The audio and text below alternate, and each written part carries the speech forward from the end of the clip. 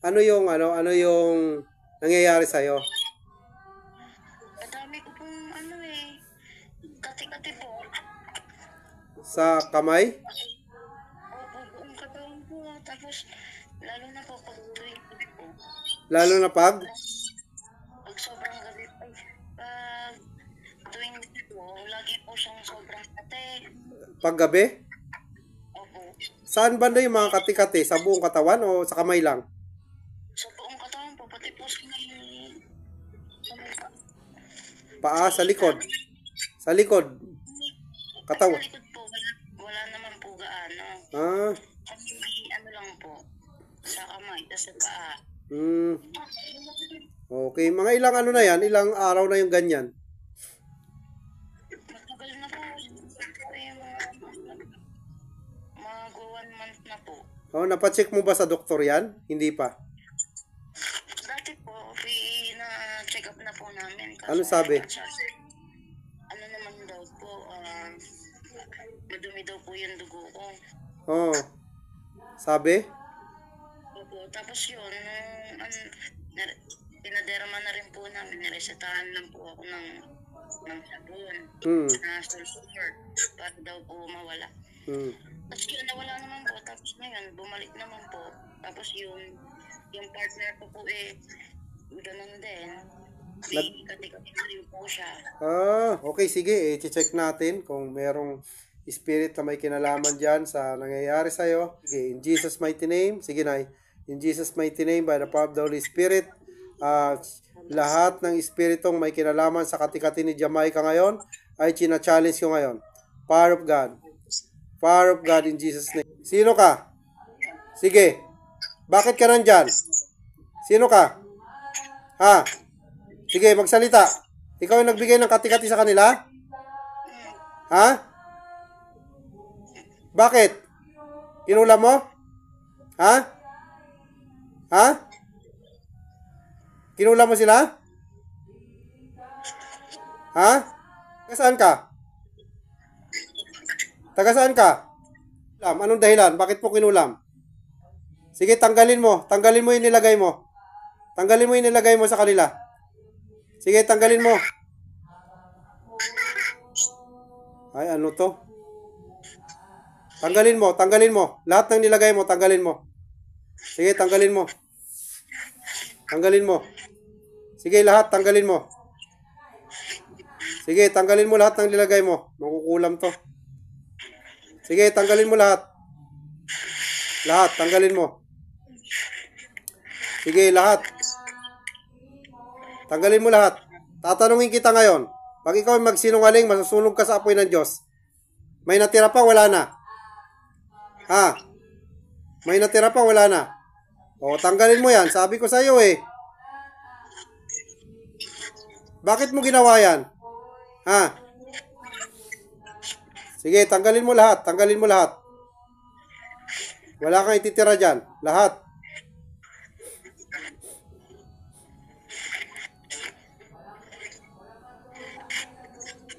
O, yung sa partner niya, tanggalin mo rin. Yung sa partner niya. Tanggalan mo yung partner niya. Nadala ngayon sa takin, wala lang sa Facebook. O, lahat, tanggalin mo.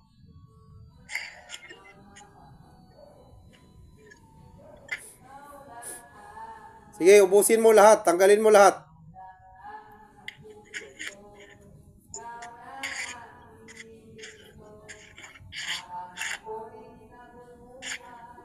Wala na?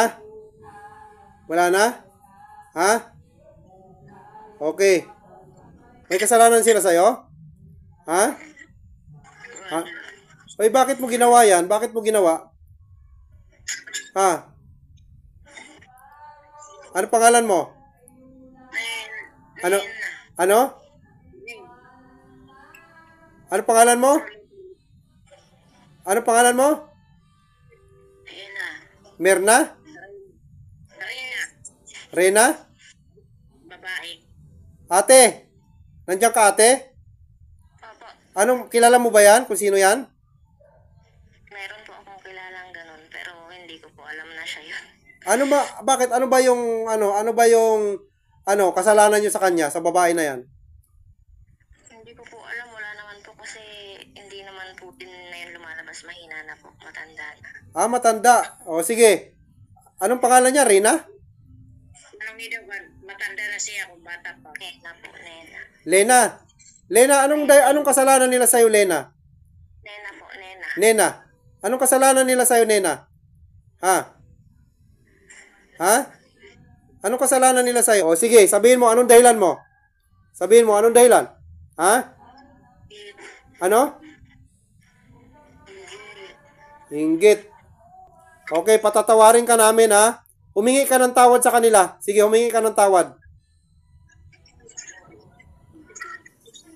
Sige, humingi ka ng tawad dyan sa babae. Humingi ka ng tawad.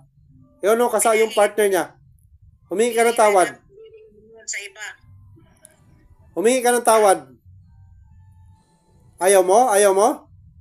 Ha? Galit ka ba? Galit ka sa kanila? Galit ka?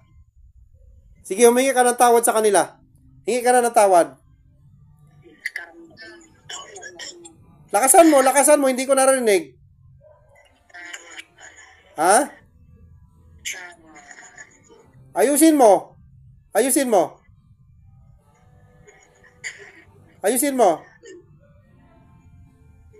Hingi ka ng tawad. Ay, sus! Ano, ate? Tinatanggap mo ba yung hingi ng tawad niya? Ha? Opo, hindi na sana uulitin. O, ulitin mo pa ba yan? Ulitin mo pa? Ha? Akin. Sumunod ka sa akin sa panalangin. Lord Jesus Christ. Sumunod ka. Lord Jesus Christ. Patawarin niyo po ako. Nagsisisi po ako sa ginawa ko. Naniniwala ako na ikaw ay namatay para tubusin ako sa aking kasalanan. Lord Jesus Christ, tinatanggap kita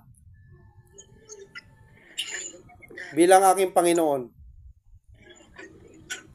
at aking tagapagligtas. Humingi ako ng kapatawaran